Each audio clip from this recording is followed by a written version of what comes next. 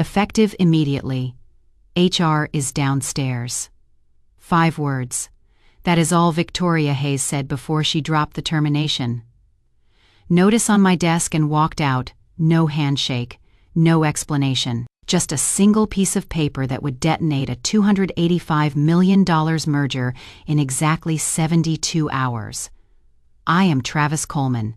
I am 50 years old and I just got fired from Graybridge Defense Systems, the company I gave 23 years of my life to. I stared at the notice. My name printed at the top, the date stamped across the middle. I checked my watch. It was exactly noon on a Monday. My $127,000 performance bonus was scheduled to hit my account Thursday at noon. 72 hours from now, Victoria thought she was being smart. Fire me before payday, save the company money. What she didn't know was that bonus wasn't just money. It was a trigger connected to something that would rip her precious merger apart. Here is what you need to understand, that $127,000 was tied to a clause written 12 years ago by Colonel Frank Morrison, the company founder.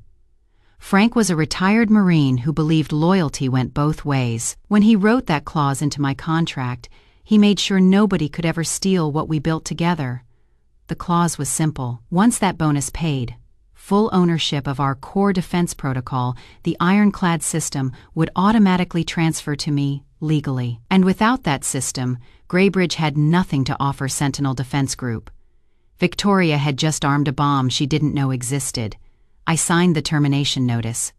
My hand didn't shake. I grabbed my coat and headed for the elevator. On my desk, I left a small black USB drive. I saw Victoria glance at it as I passed her office. She probably thought it contained everything she needed. That drive was empty. Had been for years. Every real backup, every line of code for the ironclad system was locked behind biometric encryption. Only I could access. I got in my truck and drove home. The city looked normal. People going about their Monday. Nobody knew that in 72 hours, the biggest defense merger of the year would collapse. When I walked through the front door, Linda was in the kitchen. She took one look at my face and set down her coffee. "Travis, I got fired."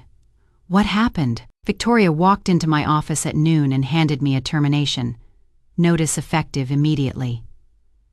Linda's been my wife for 25 years. She has seen me through everything. But this was different. Emma's a senior in college. Tyler's a junior. We have got tuition payments and a mortgage. Why would she do that? Because she is trying to cut me out before my bonus pays. She thinks she is saving $127,000. Linda pulled out the chair across from me. And the clause. She just triggered it. In 72 hours, I will own the ironclad system, not Graybridge. Me. What about the merger? No, she was quiet for a moment. Then she said something that hit harder than the termination. "Travis, you have given them 23 years. What about us? What about Emma and Tyler? What about your health?" 3 months ago, my doctor told me my blood sugar was too high. Prediabetes, he said. I needed to cut stress, lose weight, maybe think about early retirement. I had promised Linda we would go to Montana when this merger closed. Just us, a lake, and no phones. I know what I promised, do you? Because you have been talking about retirement for 2 years, and you are still there every weekend. This is different. How? Because Frank trusted me to protect what we built and Victoria just tried to destroy it, because she didn't bother reading the contract she is supposed to be managing. Linda studied my face. She wasn't angry, just tired. Then finish it. But when this is over, we are going to Montana. No arguments, deal. I went upstairs to my home office and powered up my workstation. A countdown clock appeared on screen. Red numbers ticking down, 71 hours, 58 minutes, 42 seconds. The war had begun that night. I sat at the kitchen table with Linda. She poured us both coffee, strong black. The way we drank it during the hard years. "Explain the clause to me," she said. "All of it." I pulled out my laptop and opened the contract file, the one I had kept locked for 12 years. Look at page 47. Section 19, B. Linda leaned in and read it slowly. Her eyes widened. "Travis, this says once your bonus is paid, you own the ironclad system. Completely." "That is right. Not Graybridge, you, exactly." She sat back. "Frank Morrison did this 12 years ago. We were at a steakhouse in Arlington, both of us exhausted from putting out fires all week. He ordered bourbon and told me he had written something into my contract that nobody else knew about. I could still see Frank's face that night. Tired but determined, he said, "Travis, I have been in this business long enough to see what happens when the wrong people take control. They got everything that made a place worth protecting. I will not let that happen to what we built." Linda was quiet. Then she asked the question I had been dreading. "Does Victoria know?" She never read the full contract. She just saw the bonus amount and thought she could save money by cutting me before Thursday.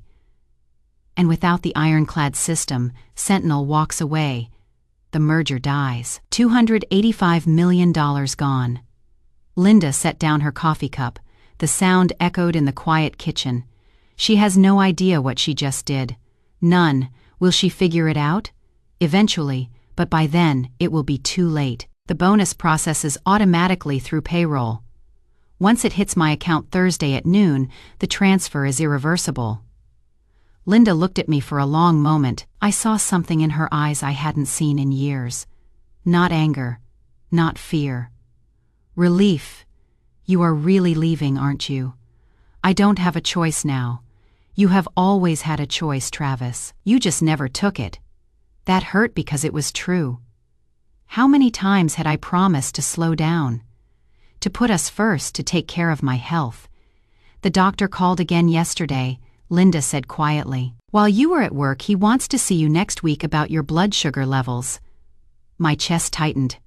"How bad?" "Prediabetes." He said if you don't make changes now, you are looking at insulin within 2 years. I stared at my coffee. Black, no sugar. I had already cut that out. "I have been trying. I know you have. But trying isn't enough when you are working 80-hour weeks and living on stress." She reached across the table and took my hand. Her fingers were warm. "Travis, I am not angry about the firing. I am relieved. You have given them everything. Your time, your health, 23 years. When does it become about us? About Emma and Tyler? About you living long enough to see your grandchildren?" I couldn't answer that because she was right. "So here is what we are going to do," Linda said. Her voice was steady, final. "You are going to let this play out. You are going to protect what Frank trusted you with. And then we are going to Montana for 3 weeks. Just us, no phones, no emergencies, no saving anyone but yourself. And after Montana, you decide what comes next. But it will not be 80-hour weeks. It will not be sacrificing your health for people who fire you 3 days before your bonus." I squeezed her hand. "Deal." She stood up and kissed my forehead. "Now go set up whatever you need to set up. I will make dinner." I went upstairs to my office.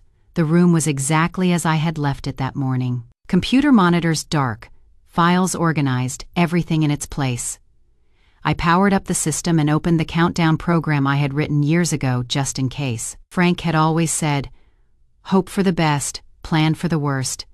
The clock appeared on screen. 71 hours, 58 minutes, 42 seconds. Red numbers ticking down, each second bringing me closer to freedom or chaos. Maybe both. I opened a secure folder and checked the ironclad system files. Every backup was encrypted with biometric locks, fingerprint, retinal scan, voice authentication. Victoria and her IT team couldn't touch it even if they knew where to look. My phone buzzed, a text from Derek Thompson, one of the junior engineers. "Sir, I heard what happened. This isn't right." I typed back. "Don't worry about me, focus on your work. This will all make sense soon." Another text came through, this one from Mitchell Barnes, a board member I had worked with for 15 years. "Travis, we need to talk." "Call me." I turned off my phone. The countdown continued. 71 hours, 45 minutes, 12 seconds. Downstairs, I could hear Linda cooking. The smell of garlic and chicken drifted up, normal, comforting. But nothing was normal anymore. Victoria had pulled the pin on a grenade. She just didn't know she was still holding it. In 72 hours, the entire defense industry would know what happened when you betray the wrong person. Tuesday morning arrived with 54 hours left on the clock. I woke up early and made coffee. Linda was still asleep. The house was quiet except for the countdown timer running on my laptop upstairs. I sat at the kitchen table and let my mind drift back. Back to where this all started. 23 years ago, I was 27 years old, fresh out of Navy contractor work, young, hungry, looking for something that mattered. Frank Morrison's office was in a converted warehouse in Alexandria. No fancy lobby, no corporate art on the walls, just engineers building systems that actually worked. I remember walking in for my interview. Frank was at his desk, reading technical specs. He looked up when I entered. "Travis Coleman." "Yes, sir." "Sit down. Tell me why you want to work here." I sat. "Because I want to build things that protect people. Not just make money." Frank studied me for a long moment. Then he smiled. "You served in the Navy?" 4 years. Electronics technician on submarines. "Good. You understand discipline. You understand what is at stake when systems fail." "Yes, sir." He leaned back in his chair. "I will be honest with you, Travis. Graybridge isn't a Fortune 500 company. We don't have stock options or fancy benefits, but we do real work. Critical infrastructure, defense systems, things that matter. That is what I want." "Then you are hired. Start Monday." That was it. No long interview process. No committee decisions. Frank trusted his instincts. Over the years, I became the person he called when everything was falling apart. 2020 was the worst. A ransomware attack hit the Eastern power grid. Hackers had breached 3 major substations. If they succeeded, 40 million people would lose power. Frank called me at 2 a.m. "Travis, we have a situation. Pentagon wants us on it now." I was at the office in 20 minutes. The team was already there. Screens everywhere showing the breach spreading. "How bad?" I asked. "Bad. They have encrypted the control systems. They are demanding $50 million, or they shut down everything from Boston to Atlanta." I looked at the code. It was sophisticated military grade. Someone who knew exactly what they were doing. "We don't pay ransoms," Frank said. "We fix this." I stayed awake for 72 hours straight. No sleep, just coffee and adrenaline. I rebuilt our protocols from bare metal, creating a backdoor the hackers couldn't see. At hour 71, I cracked it. We stopped the attack with 6 minutes to spare. Frank found me afterward, collapsed at my desk. "You just saved 40 million people from going dark, son." "Just doing my job, sir." You did more than that. You did what nobody else could." After that, I became the guy they called for the impossible jobs. Pentagon needed quantum-resistant encryption for nuclear facilities. I designed it. Client demanded 0-day patches in 48 hours. I delivered in 36. I didn't do it for awards. I did it because Frank believed in me, because he trusted me with things that mattered. 12 years ago, everything changed. Frank called me on a Thursday evening. "Travis, meet me at O'Brien's Steakhouse, 7 of the clock." Just us. I knew something was up. Frank didn't do social dinners unless it was important. We sat in a corner booth. He ordered bourbon, 2 glasses. "I am getting old, Travis." "You are 62, Frank. That is not old. Old enough to know this company will not always be mine." Boards change, priorities shift. I have seen good companies destroyed by people who only care about quarterly earnings. I didn't know what to say, so I just listened. Frank pulled out a manila envelope. "I had my lawyer write something into your contract, a clause nobody else knows about." He slid the envelope across the table. "Your annual bonus isn't just compensation anymore. It is a trigger. Once it is paid, full ownership of the ironclad system transfers to you, automatically, legally." I stared at him. "Frank, that is your life's work." Number, it is our life's work, and I trust you to protect it more than I trust any board of directors who will come after I am gone. Why are you doing this? Because loyalty goes both ways. Travis, you have given this company everything. I am making sure nobody can ever take away what we built together. That conversation stayed with me for 12 years. Frank retired 5 years ago. He passed away last year. Heart attack. Quick, painless. The way he would have wanted. At his funeral, I promised his grave I would protect what we built. Now, sitting in my kitchen on Tuesday morning, I understood.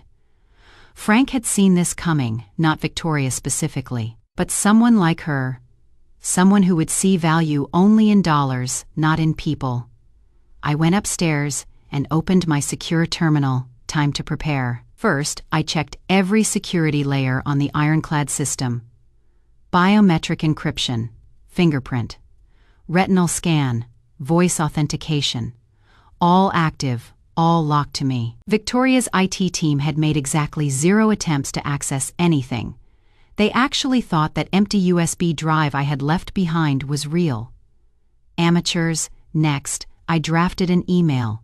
Short, direct, legal. To the legal team at Sentinel Defense Group, as of Thursday 12 o'clock noon Eastern Time. Graybridge Defense Systems will no longer hold valid licensing rights to the Ironclad Protocol. This system is central to the integration outlined in the merger agreement signed the 15th of September. Please review Section 14 of said agreement regarding key personnel continuity. Respectfully, Travis Coleman. Section 14. The clause Victoria never read. It listed 3 people as essential to the merger. I was number 1 on that list. If any of us left before completion, Sentinel had the right to walk away. I scheduled the email to send automatically Thursday at 12:01 p.m., 1 minute after the bonus hit my account, 1 minute after ownership transferred. My phone rang. It was Derek Thompson. Mr. Coleman, I need to ask you something. Go ahead. Did Victoria really fire you 3 days before your bonus? She did. That is insane. You built half the systems we use. Derek, listen to me carefully. In 54 hours, things are going to change at Graybridge. Big changes. When they do, I want you to be ready. Ready for what? To make a choice. Stay with a company that doesn't value loyalty, or come work with someone who does. There was a long pause. I am listening. I will call you Friday. Be ready. I hung up and looked at the countdown. 53 hours, 42 minutes, 18 seconds. Victoria still had no idea what was coming, but she would. Very soon, Tuesday afternoon. The countdown showed 48 hours remaining when my phone started ringing. Victoria Hayes, 7 calls in 10 minutes. I let every single one go to voicemail. I was sitting on the back porch with Linda, drinking iced tea when the 8th call came through. Aren't you going to answer that? Linda asked. Number, what if it is important? It is important. That is why I am not answering. She smiled. She understood. Sometimes the best move is to do nothing. The voicemail started piling up. I listened to the first one on speaker so Linda could hear. Travis. This is Victoria. We need to talk immediately. Call me back. Her voice was tight, controlled. But I could hear the edge underneath. The second voicemail was different. Travis, I have been reviewing the merger documents. There is a Section 14 that mentions your name. I need clarification on this. Please call me as soon as possible. Linda looked at me. She has figured it out. Part of it. Not all of it yet. The third voicemail confirmed it. Travis, this is urgent. Sentinel is asking questions about technical continuity and key personnel. I need you to respond now. I deleted all the voicemails and turned off my phone. How long are you going to make her wait? Linda asked. Until Thursday at 12:01 p.m., 1 minute after it is too late. Wednesday morning arrived with 27 hours on the clock. I was making breakfast when Linda's phone rang. She looked at the screen and handed it to me. It is a number I don't recognize, I answered. Hello, Travis. This is Robert Hayes, the CEO himself, Victoria's father. I would met him maybe 5 times in 23 years. Mr. Hayes, Travis, I am calling to apologize. What happened Monday was a mistake, a terrible mistake. I want you to come back. I poured myself coffee and sat down. Linda was watching me carefully. Come back. Yes, immediately. We will reinstate you with a $500,000 signing bonus, a 40% salary increase, and a seat on the board of directors. I took a sip of coffee. Let the silence hang there. Travis, are you there? I am here, Mr. Hayes. Will you accept? Number Travis, please. Be reasonable. We can work this out. It is too late, Mr. Hayes. It is not too late. We can process everything today. You will be back at your desk by this afternoon. You don't understand. It is not about the desk, it is about what happens in 27 hours. There was a long pause. What happens in 27 hours? My bonus processes. When it does, ownership of the ironclad system transfers to me, not Graybridge. Me. I heard him breathing on the other end. Then, quietly, what? There is a clause in my contract written by Frank Morrison 12 years ago. Victoria triggered it when she fired me. Now the transfer is automatic, irreversible. Travis, we can stop the bonus payment. No, you cannot. It is automated through payroll, your own system. Once initiated, it cannot be canceled. Our lawyers will find a way. Your lawyers will confirm exactly what I just told you. Ask them about Section 19B of my employment contract. Another long silence. Then Robert's voice changed. It was harder now, angry. Victoria never mentioned any of this. That is because Victoria never read the merger agreement. She never read my contract. She saw a $127,000 line item and decided to cut costs.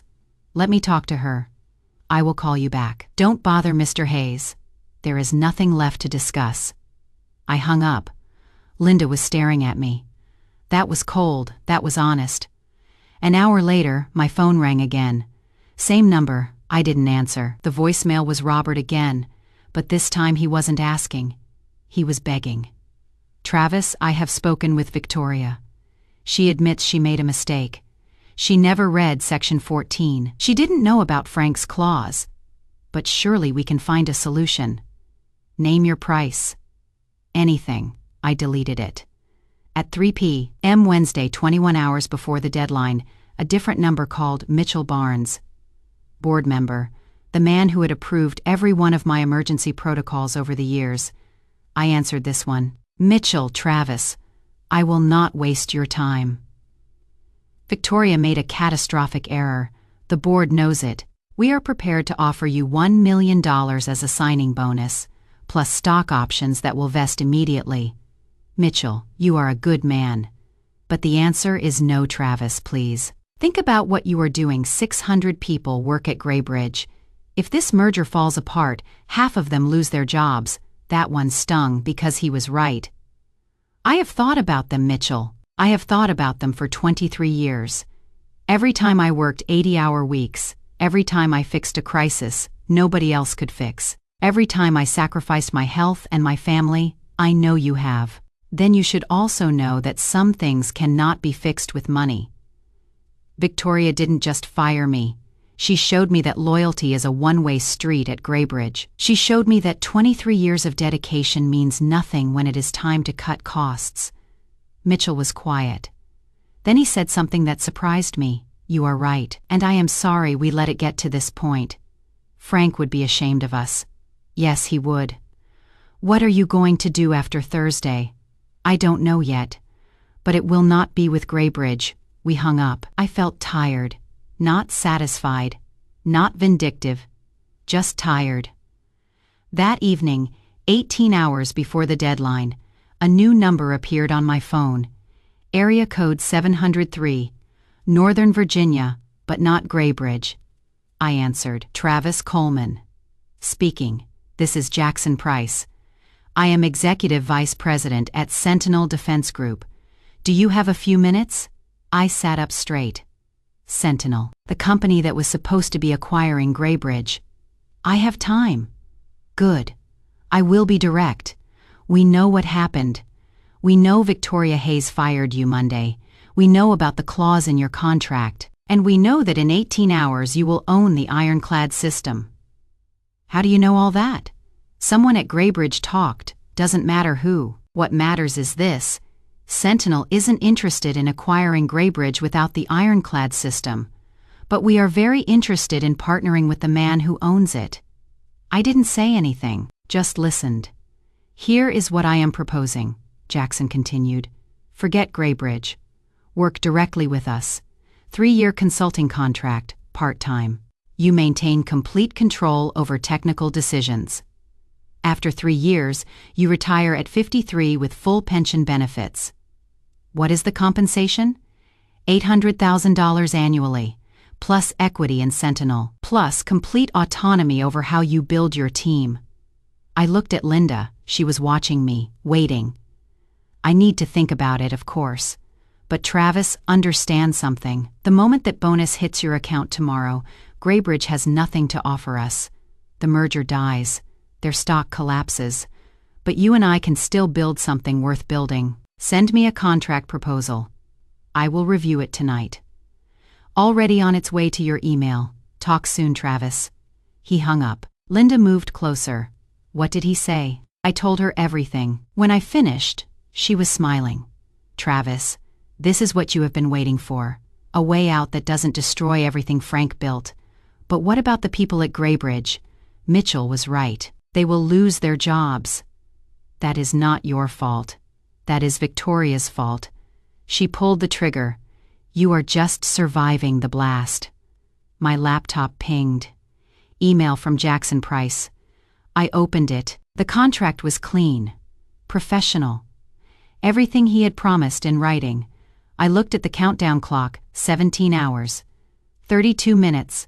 8 seconds tomorrow at noon, everything would change. Greybridge would lose the merger. Victoria would lose her position. And I would finally be free. I opened a reply to Jackson's email and typed 4 words. Let's make it happen, Thursday morning. The day everything changed. I woke up at 6 a.m. Linda was already awake, sitting in bed with her coffee. Today's the day, she said. Yes, it is. How do you feel? Ready? We went downstairs. I made breakfast while Linda checked her phone. Neither of us said much. There wasn't much left to say. At 11:45 a.m., I went upstairs to my office. Linda followed me. She stood in the doorway watching. The countdown clock filled my screen. 0 hours, 15 minutes, 0 seconds. 15 minutes, I said. Linda came and stood beside me. She put her hand on my shoulder. Travis, whatever happens after this, I am proud of you. Thank you. Frank would be too. I nodded. My throat was tight. The numbers kept ticking down. 10 minutes, 5 minutes, 2 minutes, 1 minute. Linda squeezed my shoulder. I could hear my own heartbeat. 30 seconds, 20 seconds, 10 seconds. At exactly 12 hours 0 minutes and 0 seconds noon, the screen flashed, transfer complete. A PDF document appeared. I opened it with shaking hands. Licensing certificate for Ironclad Defense Protocol, owner Travis Coleman. Effective. Today's date, status, active, 23 years of work. Now mine. It is done, I whispered. Linda wrapped her arms around me from behind. It is over, Travis. You are free. I saved the file in 3 separate encrypted locations. Then I sent a 1-line email to my attorney. Transfer complete. Document attached. His response came back in seconds. Congratulations. Nobody can touch it now. I turned off my phone and just sat there. Linda and I didn't talk. We just held each other. An hour later, I turned my phone back on. It exploded. 43 missed calls. 67 text messages. My voicemail was completely full. I scrolled through the notifications. Most were from Greybridge numbers I didn't recognize. 3 were from Mitchell Barnes. 1 was from Robert Hayes. Then I saw the news alert. Sentinel Defense Group announces exclusive partnership with Coleman Defense Solutions. I opened the article. My hands were steady now. Sentinel Defense Group is pleased to confirm a strategic partnership with Travis Coleman for the continued development and deployment of the Ironclad Defense Protocol. Mr. Coleman, formerly with Graybridge Defense Systems, brings 23 years of expertise in critical infrastructure protection. Financial terms were not disclosed. No mention of Graybridge in the partnership. No mention of the merger. No mention of Victoria. Just my name and the system I had built. Another notification appeared. Stock alert. Graybridge Defense Systems. Down 31% in morning trading. Trading halted pending investigation. Linda read it over my shoulder. 31%. The deal is closed. They have nothing without Ironclad. My phone rang. Derek Thompson. I answered. Derek, Mr. Coleman, I just saw the news. Is it true? It is true. You actually did it. You own the whole system now. I do. There was a pause. Then Derek said, What happens next for you? I looked at Linda. She nodded. Derek, how would you like to be technical director at Coleman Defense Solutions? Silence on the other end. Then, are you serious? Completely serious. I am starting a consulting firm, 3-year contract with Sentinel. I need someone I can trust to run the technical side. When do we start? 30 days. I am taking my wife to Montana first. We have got some living to do. I am in. Absolutely in. Good. I will send you the details next week. After we hung up, Linda kissed my cheek. That was good of you, Derek earned it. He stayed loyal when he didn't have to. My phone buzzed. A text message from a number I recognized. Robert Hayes. Travis, I owe you an apology. I was blind to what Victoria did. If there is any way to make this right, please let me know. I stared at the message for a long time. Robert wasn't a bad man. He just made the mistake every parent makes, thinking his child could do no wrong. But some things cannot be fixed with apologies. I typed back carefully. I appreciate that, Robert, but it is time for both of us to move forward. Good luck. His response came quickly. I understand. For what it is worth, the board asked for Victoria's resignation this morning. She is no longer with Graybridge. I showed the message to Linda. How do you feel? She asked. I don't know. I thought I would feel satisfied, but I just feel tired. That is because you are not vindictive, Travis. You just wanted what was fair. That evening Mitchell Barnes called. I answered. Mitchell, Travis, I will not keep you. I just wanted to say congratulations, and I am sorry. We should have protected you better. Thank you, Mitchell. Victoria's out. The board voted this morning, 8-1, and Robert, he is staying, but it is complicated. The board's not happy. We lost the Sentinel merger. Stocks in free fall. It will take years to recover. It didn't have to happen this way. No, it didn't. But that is on Victoria, not you. Frank built protections for a reason. We just forgot to respect them. We talked for another 10 minutes.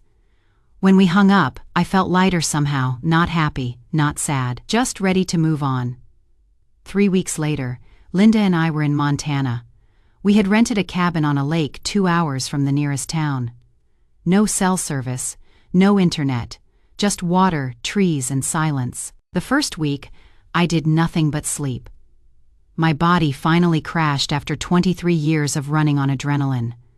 The second week, I started fishing. Linda would sit on the dock with a book while I tried to remember what it felt like to just exist. One afternoon, my grandson came to visit. Emma had driven him up for the weekend. He was 7 years old and full of energy. Grandpa, can you teach me to fish? Of course. We sat on the dock together. I showed him how to tie a fishing knot the same way Frank had shown me 30 years ago. Grandpa, did you really work for the Army? Sort of. I built computer systems that kept important things safe. Like what? Like power plants and communications? Things people need every day. Are you going to do it again? I thought about that. I am going to teach other people how to do it. And then I am going to retire and take you fishing more often. He grinned. Deal. That night, after Emma and my grandson had gone to bed inside the cabin, Linda and I sat on the dock. The stars were incredible. The kind you can only see when you are far from cities and obligations. "Any regrets?" Linda asked. "About leaving Graybridge? Number about how it ended? Maybe?" I wish Victoria had just read the contract. Would have saved everyone a lot of pain. "Do you think she learned anything?" "I hope so. But that is not my problem anymore." Linda leaned her head on my shoulder. "Frank would be proud of you." "Yeah, I think he would be." We sat there for a long time watching the stars. My phone was inside the cabin, turned off. Derek was handling the Pentagon situation. Jackson was handling the Sentinel integration. For the first time in 23 years, I wasn't responsible for fixing anyone's crisis. "Travis?" "Yeah, thank you for finally choosing us." I kissed the top of her head. "Thank you for waiting for me to figure it out." The next morning my phone rang. I had turned it on to check the time. "Pentagon area code," I answered. "Coleman." "Mr. Colonel Richardson from Cybercom. We have a critical infrastructure breach. We need your team on this immediately." "Colonel, I am on vacation, but my technical director, Derek Thompson, will handle it. He is excellent." "Sir, we specifically requested you, I understand. But Derek's better than excellent. He is the future. Trust him." I gave him Derek's direct number and hung up. Linda was watching me from the kitchen. "Pentagon." "Yeah, I sent them to Derek. You are really doing it. You are really letting go." "I am 50 years old, Linda. I have got 3 years of part-time consulting left. Then I am done. Frank gave me the tools to protect what we built. Now I am using them to protect something more important." "What is that?" "The time I have left with you."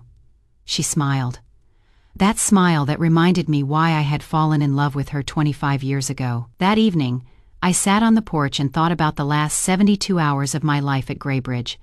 Victoria thought she was saving $127,000. What she actually did was hand me my freedom and prove that competence, loyalty, and doing the work actually matters. Some people cannot be replaced. Not because they are irreplaceable, but because they earn the right to be valued. Frank Morrison knew that 12 years ago when he wrote that clause. He knew that loyalty had to go both ways. He knew that if the wrong people ever took control, I'd need a way out. And when that day came, the system he built worked exactly as designed. I am 50 years old. I have got 3 years of consulting left. Then I am done. And somewhere in Virginia, there is a boardroom learning the hard way that when you fire the right person at the wrong time, you don't just lose an employee, you lose everything.